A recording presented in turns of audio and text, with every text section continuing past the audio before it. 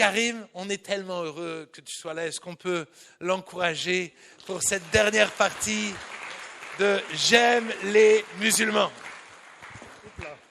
Super, merci beaucoup Thibaut pour l'introduction extraordinaire. Alors je suis très très très heureux d'être là parmi vous ce soir. Voilà, je vais juste donner quelques mots de présentation et surtout très honoré de conclure ce message, cette série sur J'aime les Alsaciens, j'aime les Juifs. Et c'est très facile, j'ai envie de dire, d'aimer les Alsaciens avec un week-end comme j'ai passé avec Thibaut. Il paraît qu'il y a le meilleur chocolat ici en Alsace. Je ne sais pas si vous confirmez ou pas, mais en tout cas, non, bof. Comment ? Ouais, c'est ce qu'on m'a dit. Il faudrait que je reparte d'ici en ayant goûté le meilleur chocolat.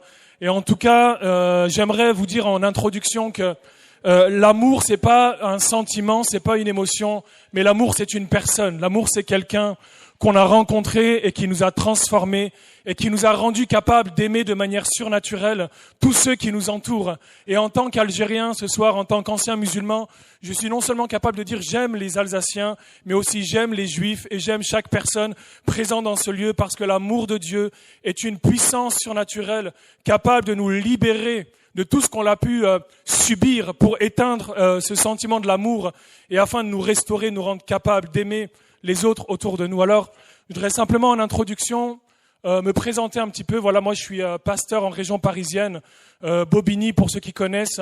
Je fais maintenant partie d'une église qui me libère un peu plus pour la mission et on travaille pour partager le merveilleux message de l'évangile parce que l'évangile, c'est une puissance qui nous a transformés. Il y a 15-16 ans en arrière, j'ai fait une rencontre merveilleuse avec Jésus et je vais partager un petit peu mon témoignage ce soir. Et quand Dieu a bouleversé ma vie, il a placé sur mon cœur cet appel et ce fardeau d'aller un peu partout autour de moi, partager l'évangile d'abord avec ma famille. J'ai grandi dans une tradition musulmane et puis ensuite au-delà et on a l'occasion d'aller dans les mosquées un petit peu partout. Je suis parti plusieurs fois à la mosquée de Mulhouse et dans différents endroits en Italie, en Belgique, en Europe, en Afrique et puis au Maghreb aussi pour aller à la rencontre des musulmans et de partager l'évangile, partager ce que Dieu a fait pour nous. Et ce que j'aime beaucoup, lorsque je partage avec les musulmans, je leur dis, vous savez, il y a une réalité qu'on ne peut pas nier, on ne peut pas tromper, il y a quelque chose qu'on ne peut pas mentir. Je leur dis, plus tu aimes Dieu, plus tu es proche de Dieu, plus tu aimes les autres. C'est quelque chose d'automatique. Parce que plus tu es proche de Dieu, plus tu es proche de celui qui a placé chaque être humain à son image sur la terre. Et lorsqu'il les a placés avec l'image parfaite de Dieu. Et j'aime ce verset dans la Bible qui dit comment on peut dire qu'on aime notre frère, qu'on aime Dieu sans aimer notre frère autour de nous. La démonstration de l'amour de Dieu, c'est lorsqu'on est capable d'aimer autour de nous. Et l'amour, la démonstration de l'amour la plus belle et la plus visible, c'est pas lorsqu'on est capable d'aimer les gens qui nous entourent et qui nous saluent et avec qui on se sent super à l'aise. La plus belle démonstration de l'amour de Dieu, c'est quand on est capable d'aimer même ceux qui sont difficilement aimables. On a tous des gens autour de nous qui sont difficilement aimables. Dans ma propre famille, j'en vois qui disent oui mais je sais qu'autour de nous, et c'est ça le miracle de Dieu, c'est qu'il nous rend capables d'aimer ceux qui sont difficiles à aimer de manière naturelle et de manière spontanée. Et j'expliquais aux musulmans et j'ai eu l'occasion, j'étais il y a quelques temps en arrière dans une mosquée en Italie quand je vais dans un endroit et j'aime avoir l'occasion de rencontrer les musulmans dans la mosquée. On est parti à Naples, qui était une ville très très populaire, très cosmopolite, ça me fait beaucoup penser à Marseille. Et on était à Naples et on est parti à la mosquée, je partageais ça vendredi. Et quand on rentre à la mosquée, il y avait un imam qui était d'origine du Bangladesh. Et on se présente et je lui dis, voilà, moi je m'appelle Karim, je viens de France, je suis chrétien et on aime partager avec les musulmans. Est-ce que vous pouvez nous accorder un petit peu de temps ? On aimerait juste partager avec vous et prendre un petit peu de temps. Et l'imam me dit, mais bien sûr, on va juste faire la prière et après la prière, on aura l'occasion d'échanger ensemble. Alors la mosquée se remplit, ils sont presque une centaine dans la mosquée. Et puis nous, on se met au fond pendant qu'ils font la prière. Et à la fin de la prière, l'imam m'invite à prendre la parole devant toute la mosquée. Il dit à la mosquée, il dit, voilà, on a des invités, ils ont un message pour nous. Et il me donne la parole devant une centaine de musulmans. Et je n'avais pas prévu, moi je pensais qu'on allait juste autour d'un thé, prendre le temps de discuter, de partager ensemble. Et il me donne la parole devant toute la mosquée. Et je ne savais pas quoi leur dire, je n'étais pas préparé à un moment comme ça. Et puis le Saint-Esprit m'inspire une parole il me dit, je leur dis, voilà, en tant que chrétien et en tant que musulman, on a tous la même recherche et on a tous le même désir. On recherche à aimer Dieu de la meilleure façon et on recherche à l'adorer sur la terre de la meilleure façon. L'adorer sur la terre pour être avec lui pour l'éternité, ça c'est notre but en tant que chrétien et en tant que musulman. Et je leur dis, en tant que chrétien et en tant que musulman, on a aussi le même problème, le même combat intérieur qui est un combat avec le péché. Je leur dis, vous, en tant que musulmans, si on enlève le voile d'apparence, on verrait dans nos cœurs tellement de choses qui attristent la volonté de Dieu et la présence de Dieu. Et pour nous, c'est pareil. Mais le miracle que nous, on a vécu, c'est lorsque Jésus est venu sur la terre il y a 2000 ans sur la croix. Il est venu briser la puissance du péché. Et on est venu vous dire en tant que chrétiens qu'on aime les musulmans. Et dans la mosquée, je vois les musulmans commencer à sortir leur téléphone, commencer à me filmer. Et il m'arrivait plusieurs expériences comme ça. Et puis on a passé presque 1h30 avec les musulmans à la mosquée, à partager avec eux, à prier pour eux, à avoir un échange assez incroyable. Et puis Dieu nous a ouvert des portes assez magnifiques pour partager avec les musulmans. Et de la même façon, j'étais en Israël, je vais en Israël au moins une fois par an. Et quand je vais en Israël, de la même façon, pendant la période de Yom Kippour, j'aime aller à la synagogue et rencontrer les Juifs. J'étais assis à la synagogue pendant le moment de prière et je voyais les Juifs en train de prier. Et puis je vois un des responsables qui était assis sur le côté un peu comme ça, et il me regarde de loin et je pense qu'il a compris que j'étais pas de la communauté ici avec eux. Et puis à un moment donné, il m'observait, il se lève, il fait le tour et il vient vers moi. Et honnêtement, je pensais qu'il allait me dire de partir, de quitter le lieu. Et j'ai été étonné parce que finalement, il a pris le livre de prière sur lequel ils étaient en train de prier. Et il me l'ouvre à l'endroit où ils étaient en train de prier et de faire peut-être des chants ou la prière. Et j'ai été touché de son attitude, finalement, plus une attitude d'accueil et de me recevoir. Et finalement, je lui ai dit, moi, je ne parle pas l'hébreu, je ne peux pas prier avec vous. Et la réunion s'est terminée. On se retrouve à l'accueil et, avec un petit groupe de personnes de la communauté juive de la synagogue et je leur donne mon témoignage. Je leur dis, vous savez, moi, j'ai grandi dans une famille musulmane. Et puis, depuis mon enfance, pas seulement à cause de l'islam, mais à cause d'une mentalité qui est déformée peut-être de chez mon père, qui a reçu ça lui aussi de ses parents et de génération en génération. Et je leur dis, vous savez, moi j'ai grandi dans une famille qui avait la haine contre le peuple juif.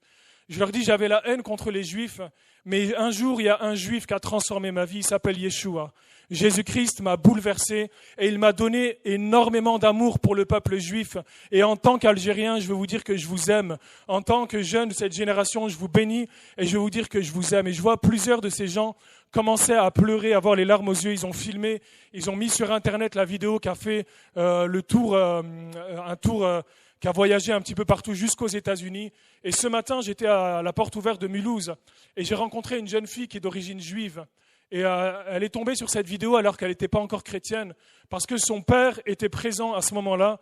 Et son père lui a montré la vidéo. Elle a dit, mais on était avec la famille, on était tous en train de regarder la vidéo, et on a été profondément touchés de l'amour qui s'exprimait à travers tes paroles.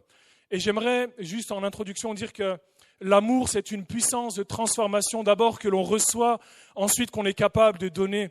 Et avant de rentrer un peu plus dans le message, juste partager courtement mon témoignage de conversion. Moi, j'ai grandi dans une famille musulmane traditionnelle. Mes parents sont arrivés d'Algérie dans les années 80. Et arrivés d'Algérie, d'un mariage qui était arrangé par les deux familles. Ils se connaissaient depuis environ 2 semaines lorsque les parents, enfin la famille de ma mère et la famille de mon père ont organisé le mariage en Algérie. Et puis ils sont arrivés. Ils ont fait un mariage très rapide. Ma mère ne connaissait pas. Ma mère avait 22 ans, mon père avait 36 ans à ce moment-là. Ils ont fait un mariage qui a été assez accéléré. Puis ils sont arrivés en France. En Algérie, mon père a fait plein de promesses à la famille en disant on va venir en France, elle va travailler, on va avoir une belle vie, la meilleure vie possible. Et quand ils sont arrivés en France, mon père a complètement changé de visage. Il a commencé à être violent, à enfermer ma mère à la maison, à la tabasser, à l'humilier, à la frapper. J'ai grandi dans une famille qui, d'un côté, et c'est pas à cause de l'islam, j'incrimine pas l'islam dans ce sens-là, mais une famille qui était complètement déchirée par la violence. Une famille qui a à l'extérieur, à l'apparence d'une famille religieuse et pratiquante et tout ce qui est de plus pieux de l'extérieur, mais une famille de l'intérieur complètement déchirée par la violence. Et à cause de la violence de ma famille, de mon père en particulier, J'ai vu ma mère sombrer dans la dépression, faire 3 tentatives de suicide, faire des crises de folie à l'âge de 10 ans. Je voyais ma mère tomber par terre, se rouler par terre, pousser des cris d'animaux et je la reconnaissais pas. J'étais 10 ans, 12 ans, tu vois ta maman faire des crises et t'essayes. Je prenais son visage entre mes mains, essayais de la regarder dans les yeux, de la réveiller, mais je voyais bien que c'était pas elle qui était là. Faire des crises de folie, faire une première tentative de suicide. Et au bout de la 3e tentative de suicide, les pompiers sont venus à la maison et ma mère va être internée à l'hôpital psychiatrique. Les pompiers vont dire mais il y a quelque chose de pas normal qui se passe. Et puis finalement, ma mère va faire plusieurs séjours à l'hôpital psychiatrique, bourrée de médicaments du matin au soir, entre 10 et 15 médicaments par jour. Et puis à ce moment-là, quand j'ai vu toute mon enfance, je priais dans l'islam. Quand je voyais la violence, quand je voyais la situation de ma famille, je priais dans l'islam très sincèrement, je criais à Dieu les prières que j'avais apprises de manière rituelle et je criais à Dieu et je demandais à Dieu d'intervenir dans ma famille, de transformer ma famille et de faire un miracle afin que ma famille soit restaurée, soit guérie. Je voyais à l'extérieur, j'avais l'impression à l'école, j'avais l'impression que toutes les familles étaient des familles normaux, mais ma famille était une famille qui était déchirée. Je priais, je criais à Dieu pour intervenir. Mais toutes ces années, et je l'ai compris bien plus tard, c'est que toutes ces années, j'ai prié dans la religion musulmane, mais toutes ces années, je n'ai jamais senti la présence de Dieu parce qu'aucune religion ne peut te mettre en contact avec la présence de Dieu. La religion, elle peut te donner des œuvres à respecter, elle peut te donner des principes et des bonnes valeurs et des bons principes, mais ça ne suffit pas, on a besoin de ce contact avec la présence de Dieu. Et puis, jamais vu une seule fois la présence de Dieu changer quoi que ce soit, jamais eu le sentiment de la présence de Dieu, jamais vu Dieu répondre à mes prières et toutes ces années, finalement, je sentais comme le ciel restait fermé. Et puis, j'ai compris, finalement, je suis arrivé à une conclusion vers l'âge de 15-16 ans. Je me suis dit, si Dieu ne répond pas à mes prières, soit il ne s'intéresse pas à nous, soit il n'existe pas. Alors, vers l'âge de 15 ans, j'ai fermé la porte de la religion et j'étais en colère contre Dieu et j'étais en colère contre le monde entier. Pour moi, le monde entier, tous ceux qui m'entouraient, ils étaient responsables de la souffrance de ma famille, la souffrance que je vivais. J'avais la haine contre le monde entier. Et vers l'âge de 15 ans, j'ai commencé à plonger dans les consommations de drogue, consommation d'alcool, et puis vraiment comme une chute, comme une descente de l'alcool, de la drogue à l'alcool, de l'alcool à la délinquance, et très rapidement, toutes sortes de trafics et de violences, et plein de choses assez compliquées. Et puis finalement, j'ai un de mes meilleurs amis qui est parti en Angleterre parce qu'il a reconstruit sa vie, il est reparti à zéro. Il a trouvé un travail à Londres et quand il est revenu pour les vacances, il m'a partagé ce qui se passait pour lui en Angleterre et ça m'a donné envie. Je me suis dit, pourquoi pas changer de ville, changer de pays et à ce moment-là, peut-être que je pourrais reconstruire ma vie, repartir à zéro. Alors je me prends la tête avec mon père, je remplis un sac de voyage et je pars en Angleterre, à Londres et je cherche du travail dans les restaurants français et j'avais oublié quelque chose, c'est que c'est pas parce qu'on change de ville ou de pays que les choses changent automatiquement et que j'avais besoin d'un changement à l'intérieur pour que le changement s'opère aussi à l'extérieur. Très rapidement en Angleterre, j'ai replongé dans les consommations de drogue, consommation d'alcool et tout l'argent que j'avais mis de côté, j'ai tout dépensé dans les consommations de drogue et d'alcool et je me suis retrouvé à Londres, à la rue, à dormir dans les bouches de métro, dans les parkings souterrains, à ramasser des mégots de cigarettes par terre pour fumer, à fouiller dans les poubelles pour manger, à aller de gare en gare, de lieu en lieu, d'endroit en endroit et passer des nuits comme ça. Et mes journées, elles étaient rythmées par essayer de trouver un endroit le soir pour dormir et puis d'essayer de trouver de quoi manger. Et puis plein d'expériences que je pourrais raconter. À un moment donné, tu trouves un endroit, un petit parking souterrain où tu commences à t'endormir en plein milieu de la nuit. Quelqu'un vient te chasser à coups de pied avec ton gros sac. Tu te retrouves 18 ans, 19 ans à Londres en train de marcher avec ton gros sac, en train d'errer toute la nuit pour trouver un endroit où dormir. Et quelqu'un a appris ma situation à Londres et il m'a envoyé de l'argent sur mon compte bancaire. J'ai repris un avion de Londres jusqu'à Genève, le billet le moins cher à ce moment-là. Genève, je erre à la gare et je prends un train qui descend jusqu'à Lyon. Et puis j'ai fait de gare en gare en une forme d'errance, de vagabondage comme ça qui a duré pendant quelques mois. Et puis jusqu'à un moment donné où j'ai décidé de retourner chez mon père à cause d'une situation que j'ai expérimentée dans la rue. On m'avait volé mes affaires, une bagarre qui a été déclenchée. J'ai pris mes affaires, je suis rentré chez mon père.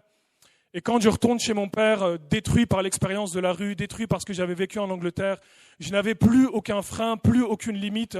Je n'attendais plus rien de la vie à ce moment-là. J'étais complètement détruit intérieurement. Et puis, avec mon meilleur ami, un autre ami de l'époque, on a commencé, lui et moi, on n'avait qu'un seul objectif de vie, gagner de l'argent rapidement, et gagner de l'argent rapidement et facilement. Très vite, on a commencé les trafics de drogue dure, lui a trafiqué l'héroïne, moi j'ai trafiqué la cocaïne, et très rapidement, mon meilleur ami, un soir, alors qu'il prend de la drogue avec un groupe de jeunes filles dans un appartement, il y a une jeune fille de 22 ans qui prend de l'héroïne pour la première fois, et malheureusement, elle va décéder d'une overdose. Et alors que cette jeune fille va décéder, mon meilleur ami va prendre 9 ans de prison. Et quand mon meilleur ami se retrouve en prison, moi, j'ai pas été arrêté par la police, j'ai été arrêté par un rêve. Et dans ce rêve, je me suis vu partir en enfer. Je croyais plus en Dieu, je croyais plus au diable, l'enfer, le paradis. C'était très très loin derrière moi, mais ce jour-là, cette nuit-là, j'ai compris qu'il y avait une destination pour l'éternité. Et je me réveille en plein milieu de la nuit, complètement tourmenté par ce rêve. Et je me dis, mais finalement, si je vais en enfer, il n'y a que Dieu qui peut me sortir de là. Je connaissais le seul contact avec la religion que j'avais, c'était la religion de mes parents. Alors j'ai commencé à rechercher, à approfondir un petit peu dans l'islam, à rechercher de manière un peu désespérée une solution dans la religion. J'ai passé des mois et des mois à lire, à écouter des vidéos, à faire mes recherches dans la foi, dans l'islam. Et finalement, j'ai compris une chose, c'est que, comme je le disais, la religion, elle te donne des bons principes et des bonnes valeurs. Mais je n'avais pas besoin de bons principes et de bonnes valeurs. J'avais besoin d'une puissance surnaturelle, capable de me transformer de l'intérieur. C'est ce que j'avais besoin. Et quelques temps après, je rencontre, alors que j'étais vraiment dans une recherche de Dieu, j'habitais à Dijon, je rencontre un frère de l'église de Dijon qui s'appelle Henri. Henri vient d'une petite église sur Dijon, une trentaine de personnes. Petite assemblée, Henri vivait sa vie chrétienne habituellement comme chacun d'entre nous. Et puis je rencontre ce frère qui commence à me parler de ce que Jésus a fait dans sa vie. Et quand ce frère a parlé de ce que Jésus a fait dans sa vie, la première chose, c'est que j'avais dans mon cœur, il a réveillé toute l'identité musulmane, la culture musulmane, et j'avais besoin de défendre le fait que j'étais musulman. Je pratiquais plus l'islam à ce moment-là, mais comme un sentiment de devoir défendre mon identité culturelle musulmane, et j'ai essayé de le convertir à l'islam. Je lui ai dit, Henri, c'est toi qui devrais te convertir à l'islam pour 3 raisons.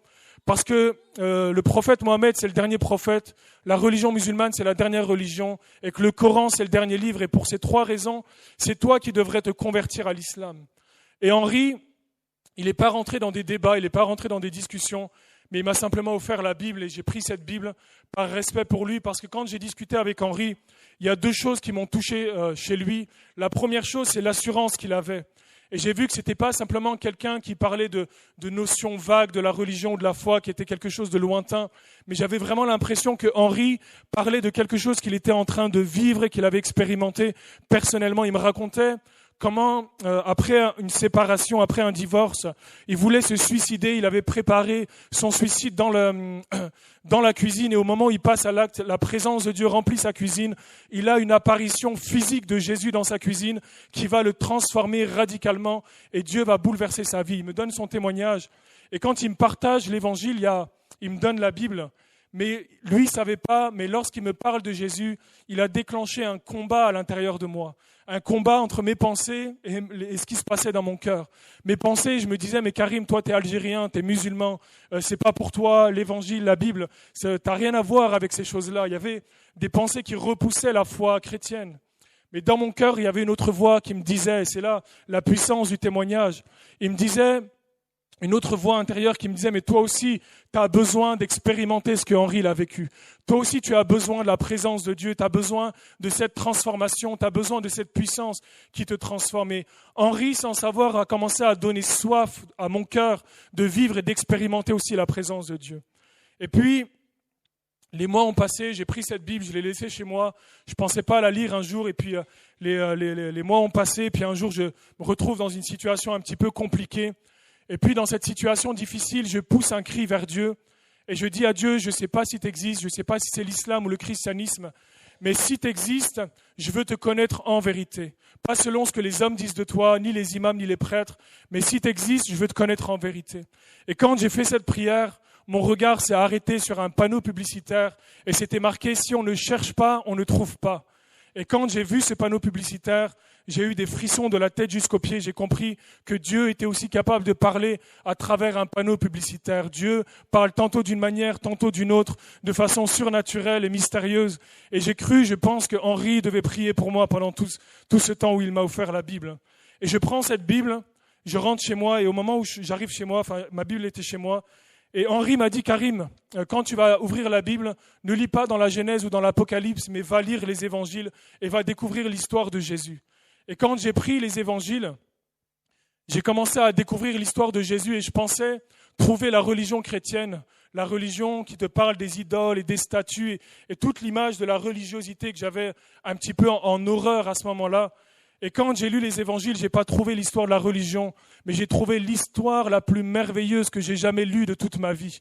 L'histoire de l'homme le plus puissant, le plus merveilleux qui a marché sur la terre, qui a dit « Je suis venu guérir les cœurs brisés.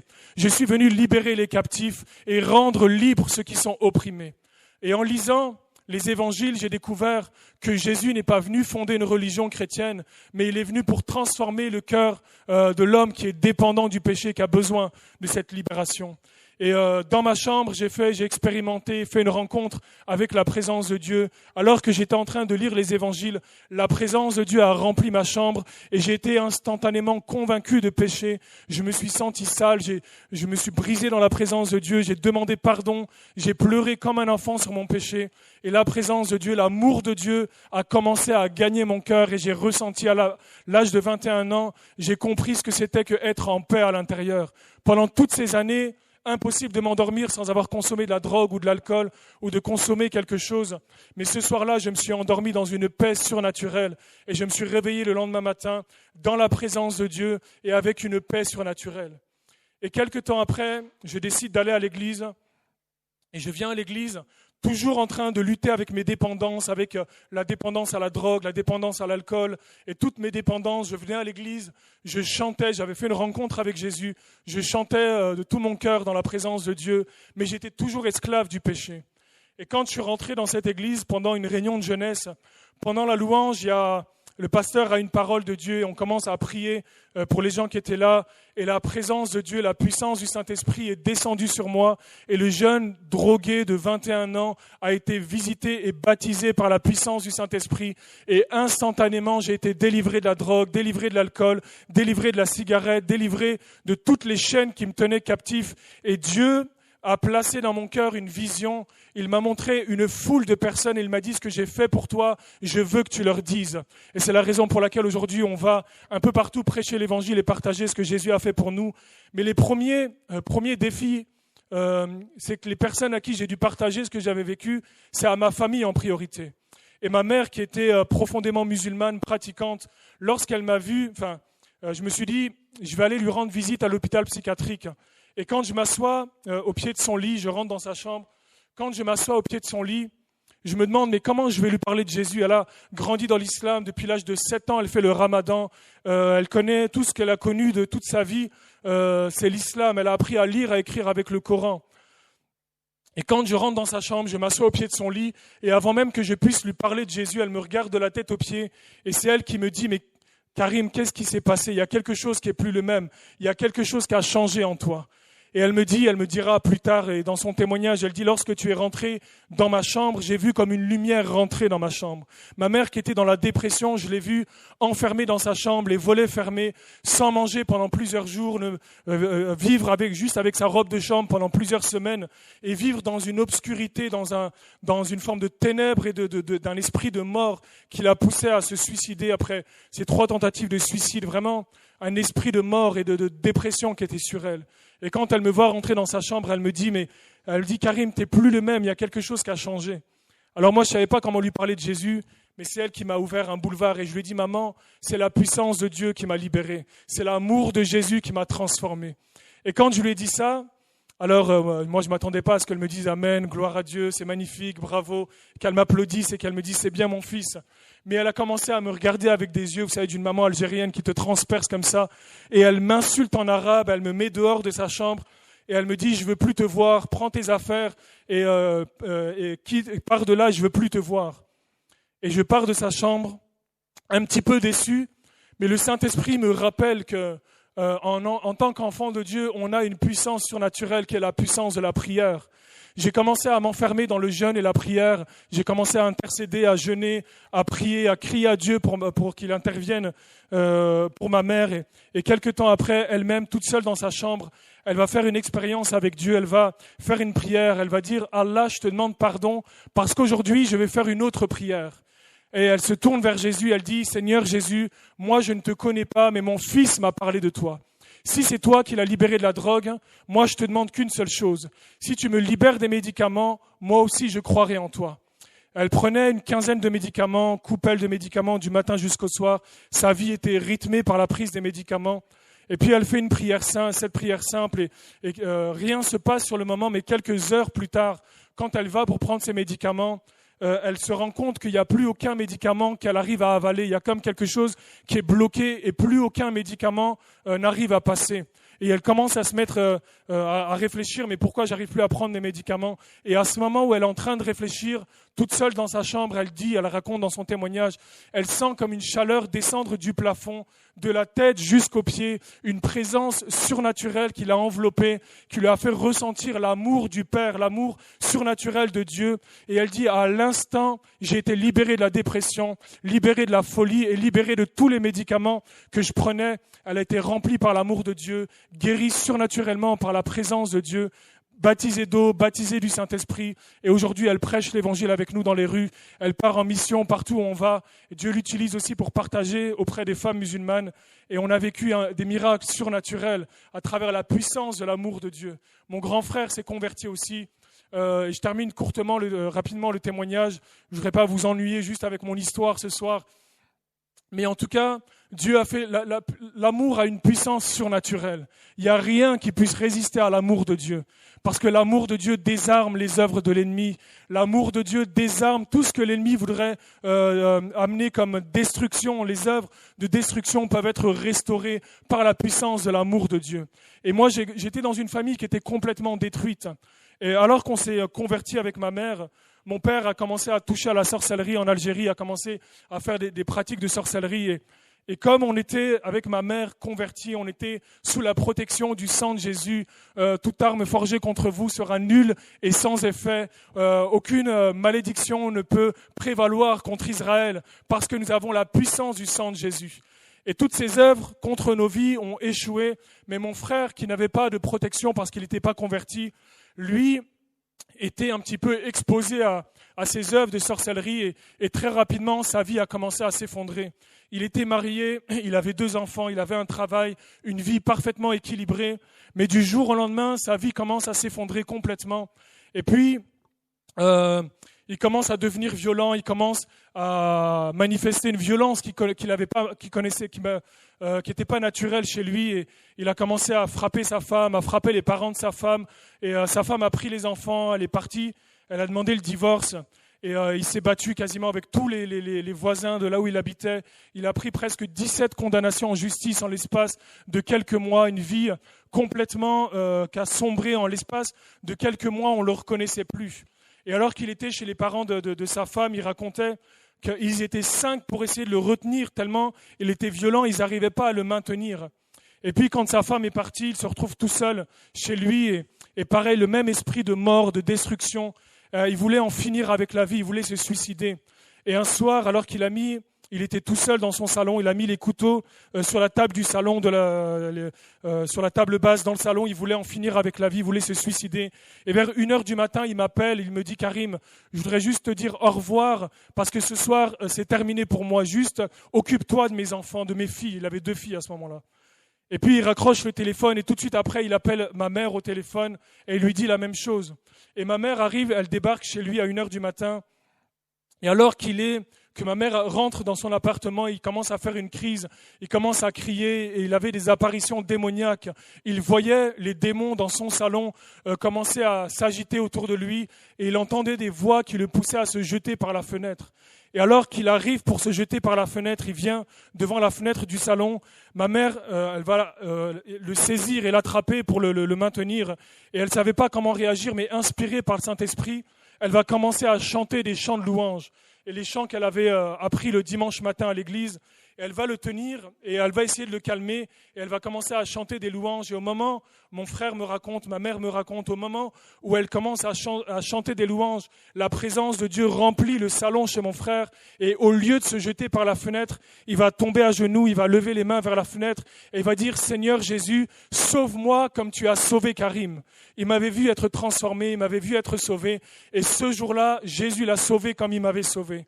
Il a reçu une paix surnaturelle, la présence de Dieu l'a touché, il a été radicalement transformé, Dieu a commencé à bouleverser sa vie, sa femme a annulé la demande de divorce, ils se sont remis ensemble, ils ont eu un troisième enfant qu'ils ont appelé Isaac, le fils de la promesse.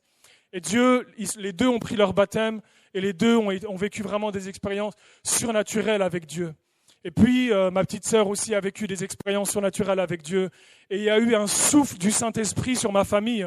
Et Dieu a bouleversé chacun d'entre nous. Et on a compris que la religion, même si c'est une belle religion, la religion ne suffit pas pour transformer le cœur de l'homme. Nous avons besoin d'une puissance surnaturelle. Et cette puissance que Dieu a manifestée dans nos vies, c'est cette puissance de l'amour. Cette puissance de guérison intérieure et de restauration.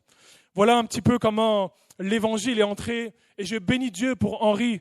Parce que Henri, il n'avait pas besoin ce soir que je lui prêche « J'aime les musulmans ». Parce que Henri, c'est quelqu'un qui était tellement passionné par l'amour de Dieu que naturellement, lorsqu'il a vu un jeune de 21 ans complètement détruit par la vie, à l'époque j'avais les cheveux longs, j'avais une cicatrice sur le visage, et lorsqu'il m'a vu, il n'a pas hésité de saisir le point de contact et de partager l'évangile avec moi. Et je crois que la clé pour manifester l'amour de Dieu, c'est de saisir les opportunités, de saisir les contacts que Dieu nous donne. Parce que finalement, comment on peut aller aimer les gens autour de nous, mais je crois que c'est Dieu qui nous envoie les personnes que l'on doit aimer et manifester son amour. Et je crois qu'à ce moment-là, Dieu m'a envoyé Henri et Dieu m'a envoyé vers Henri afin que je comprenne ce que c'était que l'amour de Dieu pour moi à ce moment-là. Alors, si on doit parler de l'amour pour les musulmans, je sais que plusieurs d'entre nous ici, on a eu l'occasion de partager avec les musulmans, partager l'évangile avec les musulmans. Et j'aimerais, en introduction de cette pensée, dire une chose, c'est que Jésus nous dit, l'évangile nous dit, tu aimeras ton prochain comme toi-même. Et en fait, cette parole, elle est devenue une révélation et une expérience pour moi. Le jour où j'ai compris une chose, c'est que il est impossible d'aimer. En fait, comment expliquer ça ? Le manque d'amour, c'est une démonstration d'une forme d'insécurité à l'intérieur. En fait, on est incapable d'aimer tant qu'à l'intérieur de nous-mêmes, il n'y a pas une sécurité d'être un enfant de Dieu, restauré, relevé, guéri et rempli de l'amour de Dieu. Et c'est la raison pour laquelle l'amour doit commencer d'abord par notre propre cœur. Et on n'a pas besoin d'aller, premièrement, aller annoncer l'évangile à l'extérieur. On a besoin de devenir l'évangile de Dieu pour les gens qui nous entourent. Et souvent, on a l'impression qu'il y a une œuvre à accomplir, alors qu'il n'y a aucune œuvre à accomplir. On a simplement à être ce que Dieu nous appelle à être. Et l'amour, ça commence par être guéri de l'intérieur. Et je crois que on est capable d'aimer n'importe qui quand on a compris qu'on est aimé par Dieu de manière surnaturelle et de manière inconditionnelle. Et je parlais ce matin avec les adolescents à Mulhouse, à la porte ouverte. Et puis on posait des questions sur l'islam, sur partager l'évangile avec les musulmans. Et il y a un des adolescents qui me disait, mais en fait, il partageait deux expériences. Il y avait un jeune qui me disait, mais moi, les musulmans qui m'entourent, ils sont tout le temps en train de me confronter, en train d'essayer de me mettre en difficulté, en train de me lancer des débats, en train d'essayer de me piquer sur ma foi chrétienne et en train d'essayer de me déstabiliser des fois avec agressivité. Et il m'expliquait qu'avec les musulmans, c'était tout le temps de l'intimidation et de la confrontation. Et puis il y a une autre jeune fille, elle disait, mais moi c'est exactement l'inverse. Mes amis, mes copines musulmanes, elles m'encouragent dans ma foi chrétienne. Elles me disent, mais c'est bien parce qu'on a des valeurs communes entre chrétiens et musulmans. Et elle disait, moi je préfère passer du temps avec les musulmanes que passer du temps avec les gens qui ne croient pas en Dieu, parce qu'au moins avec les musulmanes on se comprend et on a les mêmes principes, les mêmes valeurs. Et puis la différence entre les deux, je disais que les jeunes musulmans qui vous confrontent, c'est simplement parce qu'ils ont tellement pas d'assurance et l'insécurité dans ce qu'ils croient, qu'ils ont besoin de le manifester par la confrontation. Parce que lorsque tu es en paix avec toi-même, lorsque tu es rempli de l'amour de Dieu, alors tu n'as pas besoin de forcer pour aimer, tu n'as pas besoin de faire un effort pour aimer. Il y a quelque chose de naturel qui coule de ton cœur parce que tu l'as reçu de la part de Dieu. Et Romains chapitre 5, verset 5 nous explique que l'amour de Dieu est répandu dans nos cœurs par le Saint-Esprit qui nous a été donné. L'amour, c'est une personne, et cet amour, elle vient du Saint-Esprit et de la présence et de la personne de Dieu. Impossible d'aimer sans être rempli du Saint-Esprit. Alors la meilleure façon d'aimer, c'est d'abord d'être rempli du Saint-Esprit et de manifester cet amour. J'aimerais avancer un petit peu et arriver vers la conclusion en parlant un petit peu, si on doit définir un petit peu les musulmans en France, on peut expliquer qu'il y a à peu près 6 millions, entre 5 et 6 millions de musulmans en France et on est aujourd'hui un peu à la 3e, 4e génération. Mes parents sont arrivés en France dans les années 80, un peu la première génération et quand les premières générations sont arrivées en France, ils sont arrivés en pratiquant un islam qui était assez discret, un islam qui voulait vivre de manière le plus cachée, le plus préservée possible parce que c'était pour eux un privilège et une opportunité de venir en France et de travailler. Quand mon père, ils sont arrivés en France, pour lui c'était un privilège de pouvoir travailler ici et jamais de sa vie il aurait voulu imposer l'islam ou le montrer de manière visible et de l'imposer à qui que ce soit. Et puis la deuxième génération est arrivée avec des gens qui avaient vu leurs parents vivre des difficultés à travers l'immigration et qui avaient dans leur cœur un désir de s'en sortir, un désir de réussir, un désir d'aller plus loin que ce que les parents ont pu expérimenter. Mais cette deuxième génération dont moi je fais partie de la deuxième génération, cette deuxième génération qui ont vu leurs parents immigrer, galérer, venir dans des situations un petit peu difficiles, mais en tant qu'immigré, tu viens et tu respectes et tu honores le pays qui t'accueille. Et cette deuxième génération, en voyant leurs parents vivre ces difficultés, se sont dit, et ça fait partie de mon cas et ma grande sœur, avait vraiment cette vision d'essayer à tout prix de briser le plafond de verre et de réussir dans notre vie, de se dire, nous on veut honorer le sacrifice que nos parents ont fait et aller le plus loin possible. Et en même temps, avec cette vision, une forme de frustration intérieure, parce que tu as l'impression dans les années 90, 95, qu'il y a une différence entre ceux qui grandissent dans un quartier populaire, ceux qui grandissent dans un environnement différent que le reste de la société, et qu'il y a un effort et une lutte à produire encore plus que ce que les autres peuvent faire. Alors un désir de réussir, une envie d'aller plus loin, mais avec une frustration intérieure qui se dit, mais finalement, on a l'impression qu'on est ici, mais c'est comme si finalement on a l'impression qu'on n'est pas à notre place et qu'on ne nous donne pas la place qu'on aimerait avoir. Et puis vient la troisième génération, et fin de la deuxième génération, troisième génération, plus les années 2000, où il y a des jeunes musulmans qui vont être un petit peu en crise identitaire, comme moi j'ai pu l'être à ma génération, où ils vont se dire, mais finalement, je suis né en France, j'ai grandi en France, mais je ne me sens pas français. Je ne me sens pas algérien parce que je n'ai rien connu de l'Algérie. Je ne me sens pas français parce qu'ici, c'est comme si on me renvoie l'image que je suis étranger, je ne suis pas d'ici. Mais en même temps, quand je vais en Algérie, on me renvoie l'image que je ne suis pas algérien parce que je suis immigré. Alors je suis un petit peu entre les deux. Je regarde ici, j'ai l'impression que je ne suis pas d'ici. Je vais là-bas et j'ai l'impression que je ne suis pas de là-bas. Et je me retrouve un petit peu entre les deux et dans une forme de crise d'identité. Et finalement, mon identité va devenir la religion musulmane. Et pour beaucoup de jeunes, aujourd'hui de cette génération, on va trouver un refuge identitaire à travers un islam qui va être exposé le plus possible. Notre fierté, notre identité, elle est à travers la pratique de l'islam le plus visible possible. Mais finalement, dans toutes ces étapes, on se rend compte que l'origine de l'islam reste exactement la même parce que on se rend compte que ça soit de toutes les générations, il y a un désir et une recherche spirituelle dans le cœur de chacun d'entre eux. Et c'est là où on doit être capable non seulement de discerner ces choses, mais aussi de pouvoir créer le contact, créer le lien avec les personnes musulmanes, avec les familles musulmanes. Et pour moi, l'un des plus beaux modèles de ce contact et de cette connexion, c'est un peu l'image de la femme samaritaine. Et je termine en parlant un petit peu du modèle d'évangélisation selon Jésus. Le modèle du partage de la foi selon Jésus, c'est qu'il va arriver au bord du puits de Jacob, Jean chapitre 4. Il va s'asseoir au bord de ce puits, il va rencontrer cette femme. Et ce que j'aime beaucoup, c'est que Jésus, il n'était pas en mode évangélisation. Il n'était pas en mode on va aller rencontrer quelqu'un à qui on va pouvoir parler du royaume de Dieu. Jésus, il arrive à un endroit, il arrive en Samarie, il est fatigué, il a envie de manger, il s'assoit au bord du puits et il rencontre cette femme. Et c'est l'image finalement d'un quotidien qui nous donne contact et qui nous donne accès avec les personnes musulmanes qui nous entourent. Et la première chose qui va se passer, c'est que Jésus va demander à cette dame samaritaine, la première chose qu'on doit comprendre, c'est que les Juifs, vous savez certainement, déjà les Juifs et les Samaritains étaient les pires ennemis à ce moment-là. Et les Juifs, à chaque fois qu'ils devaient passer par la Samarie, faisaient tout pour essayer de contourner, pour éviter les Samaritains, parce qu'ils avaient dans leur cœur un esprit, une forme de rejet, peut-être de haine et de colère face aux Samaritains. Alors ils faisaient tout pour essayer de contourner et d'empêcher, d'éviter de les rencontrer.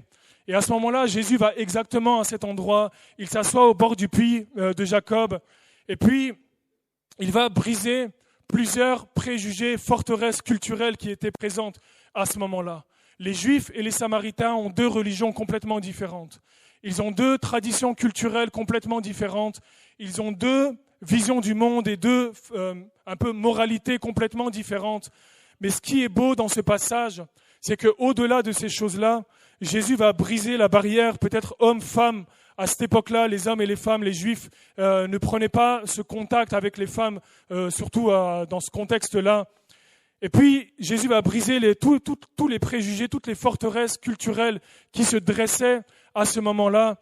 Et Jésus va dire à cette femme, « Donne-moi à boire ». Et pour moi, c'est juste magnifique ce que Jésus dit à ce moment-là. Et c'est une révélation pour moi au niveau de l'évangélisation et du partage du message de l'évangile. C'est que le Fils de Dieu, le Roi de gloire, le Dieu tout-puissant, qui a quitté le ciel de gloire, vient s'asseoir au pied d'un puits pour demander à une femme qui n'a absolument rien qui pourrait montrer une valeur quelconque à ce moment-là. Jésus se met à son niveau et il va lui dire « Donne-moi à boire ». Quelle humilité de la part de Jésus.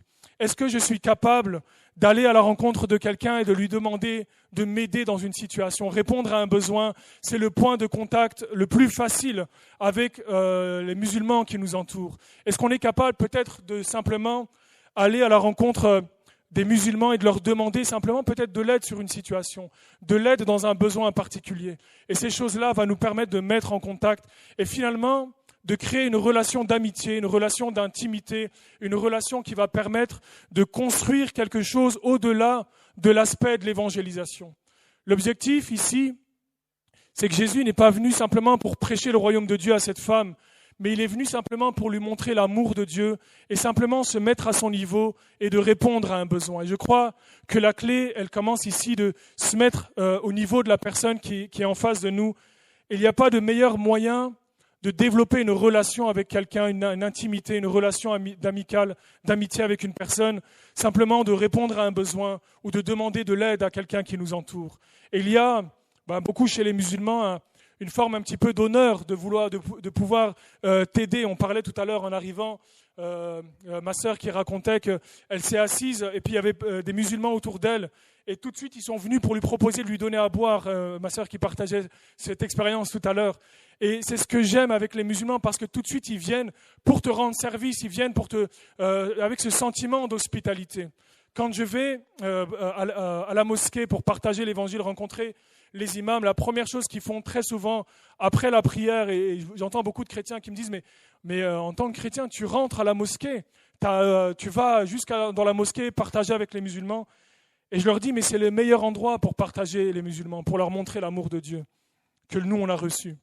Et je m'assois et je rentre à la mosquée. La première chose que les musulmans ils font, c'est qu'ils nous sortent une table. Une fois, ils nous ont sorti, on était dans le sud de l'Italie, on était en Sicile. Ils nous sortent une nappe sur le sol et ils commencent à ramener le couscous, ils commencent à nous entourer. Ils nous servent les premiers pour qu'on puisse être sûr que notre assiette est bien remplie. Et tout le monde commence à manger. Et puis l'imam, qui était un très jeune imam, une trentaine d'années, et il gérait 3 mosquées dans cette région en Sicile. Et vraiment un gars que j'ai beaucoup apprécié parce qu'on a eu vraiment un échange de cœur avec cet imam. Et puis on commence à manger, et puis il se tourne vers moi et me dit « Mais Karim, c'est pas un prénom chrétien. Comment ça se fait que tu es chrétien et que tu t'appelles Karim ?» Alors il m'a ouvert un boulevard et pendant 20 minutes, j'ai pu lui partager l'évangile. Et puis j'ai vu finalement tout le monde terminer leur assiette, terminer leur couscous. Et moi j'étais là juste en train de partager mon témoignage. Et je comprenais et je me disais « Mais il n'y a pas de meilleur endroit, il n'y a pas de meilleure expérience que des moments vécus comme ça, où l'onction et la présence de Dieu se manifestent à travers l'amour surnaturel de Dieu. » Et je crois que pour la meilleure façon d'aimer les musulmans, c'est de développer des relations amicales au-delà d'un intérêt de conversion, au-delà d'un intérêt simplement de se dire « mais je veux qu'ils deviennent chrétiens ». Est-ce qu'on est capable d'aimer les gens simplement en s'intéressant pour ce qu'ils sont fondamentalement, au-delà de l'aspect de leur partager juste la foi et de parler des différences qu'on peut vivre ensemble. Simplement, aimer les musulmans, aimer les gens, c'est s'intéresser d'abord à eux. Et moi, je crois que pour connaître l'islam, pour connaître les musulmans, moi, je fais beaucoup de formations sur comment partager l'évangile avec les musulmans. Et je dis à chaque fois, si vous voulez avoir la meilleure connaissance de l'islam possible, prenez du temps avec les musulmans. Tu as un voisin musulman, tu as un ami musulman, invite-le à prendre un thé, invite-le à manger avec toi, et après, certainement, il t'invitera aussi à manger chez lui, et développer cette relation et lui poser des questions sur ce qu'il vit dans l'islam. Et j'aime beaucoup la femme samaritaine parce que Jésus, il savait que c'était une femme qui avait eu 5 maris. Il savait que c'était une femme qui avait une vie complètement immorale et la plus difficile qu'on puisse imaginer. Mais pourtant, Jésus s'est mis à son niveau, il n'est pas rentré dans une forme de jugement de valeur, mais il a été capable de s'intéresser à elle dans ce qu'elle vit et pas simplement regarder son état, regarder sa situation, mais il a été capable de l'aimer et de partager avec elle sur le royaume de Dieu, simplement en la voyant au-delà de sa condition. Et Jésus va lui parler, va lui dire, mais vous adorez, enfin cette dame va lui dire, mais nous adorons sur cette montagne, et vous les Juifs, vous adorez sur telle autre montagne. C'est elle qui rentre dans la conversation. C'est pas Jésus qui embraye sur les choses du royaume de Dieu et sur une conversation spirituelle, mais parce qu'il a pris du temps avec elle, alors elle s'intéresse à ce que cette personne est venue lui apporter, à ce que Jésus est venu lui donner. Et je crois que très souvent, c'est comme ça que ça se passe. Quand il y a une relation d'amitié qui est bâtie, quand il y a des préjugés qui sont cassés, alors automatiquement, il y a un désir de savoir plus sur ce que tu es venu m'apporter. Est-ce que finalement, t'es qui? Pourquoi tu viens passer du temps avec moi? Et c'est ça la vraie question que les musulmans peuvent se poser. Moi, quand je rentre très souvent à la mosquée ou dans les quartiers et qu'on partage avec les musulmans, on leur pose des questions pour les connaître. Et quand on leur pose des questions, très rapidement, automatiquement, eux vont commencer aussi à nous poser des questions. Je posais la question aux musulmans à la mosquée, je leur dis, mais comment vous êtes devenus musulmans? Alors on était une dizaine autour de la table, tous les musulmans nous disaient, voilà, moi je suis né dans une famille musulmane, moi j'ai grandi dans la tradition musulmane, et tous expliquent leur témoignage de comment ils étaient musulmans, grandis dans la tradition musulmane. Et puis on laisse un blanc s'installer pendant quelques minutes, et il y en a un qui se tourne vers nous, il dit, mais vous, comment vous êtes devenus chrétiens? Et en fait, c'était un petit peu ça qu'on voulait atteindre dans la conversation, et on a commencé à leur expliquer que nous, en tant que chrétiens, tu ne peux pas naître chrétien. Il y a une expérience qui a bouleversé nos vies, qui s'appelle la nouvelle naissance, et parce que l'amour de Dieu nous a transformés, alors c'est pour ça qu'on est devenu enfant de Dieu, pas seulement chrétien de religiosité, mais vraiment un enfant de Dieu qui vit et qui expérimente l'amour et la présence de Dieu.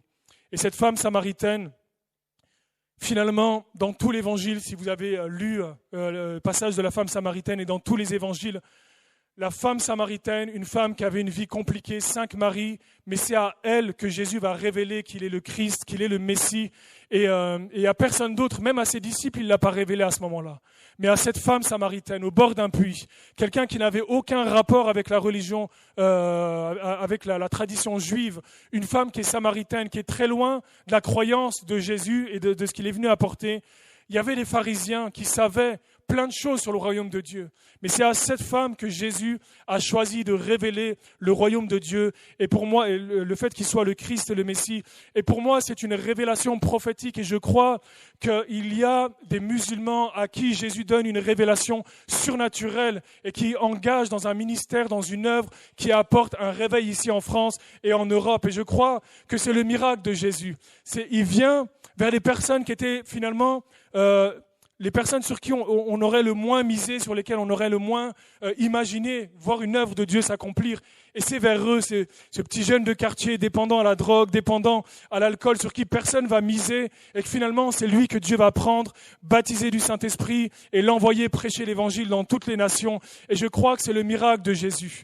Et je bénis Dieu pour des hommes et des femmes qui comprennent, comme cette femme samaritaine, l'amour de Dieu qui va au-delà des préjugés et qui va au-delà du regard humain, comme l'a fait Henri pour moi, et qui se met à mon niveau, qui me partage l'évangile, et qui jamais un instant, dans son imaginaire, dans son imagination, capable de voir par la foi ce que Dieu était capable de faire dans ma famille. C'était impossible pour lui.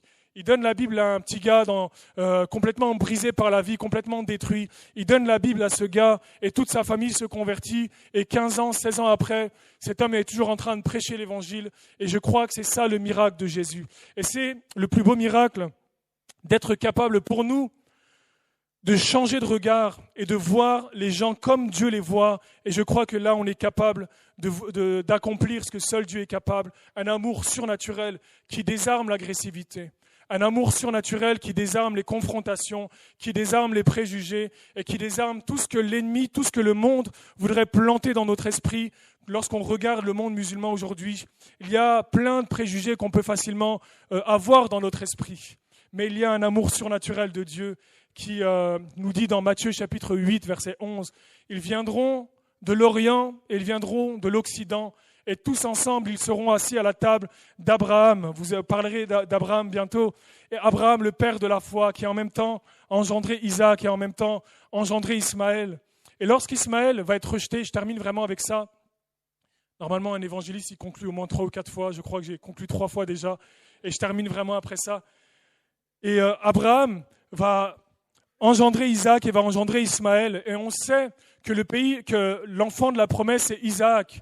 On sait que celui vers qui Dieu va déverser tout l'héritage spirituel d'Abraham, c'est Isaac.